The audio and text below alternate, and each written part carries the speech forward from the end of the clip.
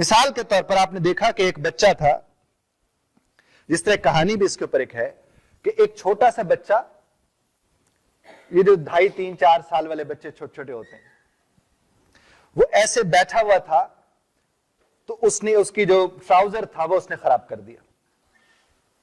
اب وہ سہم کے ڈرا ہوا بیٹھا ہے کہ اگر لڑکوں یا لڑکیاں جو میرے ساتھ پڑھ رہی ہیں ان تک یہ بات پہنچے گی تو میرے اوپر کیا بیتے گی. بہت سہما ہوا اور اسے کچھ سمجھ نہیں آ رہا ہے.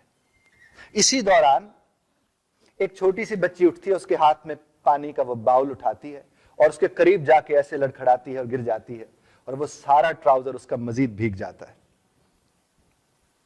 یہ وہ موقع تھا جس میں ہمیں سوچنا ہے.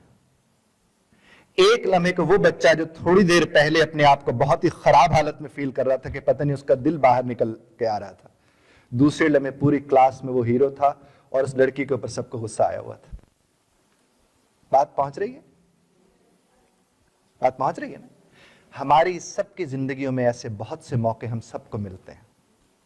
اب اس موقع کا استعمال ہم کیسے کرتے ہیں، وہ ہے رکھنے والا موقع. بات پہنچ رہی ہے نا؟ تو آپ نے اور ہم نے تب ہی ہم کسی کو انسپائر کر سکتے جب ہم اس کا بھرم رکھتے ہیں. اور بھرم رکھنا کس کو کہتے ہیں؟ کہ میننگ لیس چیزوں میں سے بھی میننگ فل چیزیں نکال لینا، اس کو بھرم رکھنا کہتے ہیں. آپ کے جو کائنات کے حسین کردار پھر رہے ہوتے ہیں، ان کا بھرم رکھ کے انہیں بھرم رکھنا آپ سکھا سکتے ہیں. ہمیں انٹرسٹ اسی صورت میں لینا ہے کہ رب کائنات کے ہم سامنے ہر لمحہ موجود ہیں. نبی کریم صلی اللہ علیہ وسلم کی ذات مبارکہ سے ہم واقعتاً متاثر ہیں، تبھی ہم انسپائر کر سکتے. اور یہ بات تو وہی کرے گا نا جو نظر رکھ کے بیٹھا ہوگا کہ میں نے دیکھا تھا جب تم نے اس کی مدد کی تھی، مجھے پتا تھا. اب وہ جو چھوٹی سی بچی جس نے وہ پانی کا باؤل اسی لیے گرایا تھا کہ اس کا بھرم قائم رہ جائے، اگر اسی کو استاد بلا کے کہے کہ مجھے سمجھ آ گئی تھی تم نے یہ سب کیوں کیا تھا، تو کیا ہوا؟ اس بچے کا بھی بھرم رہ گیا، اس بچی کا بھی وہاں پہ بھرم رہ گیا.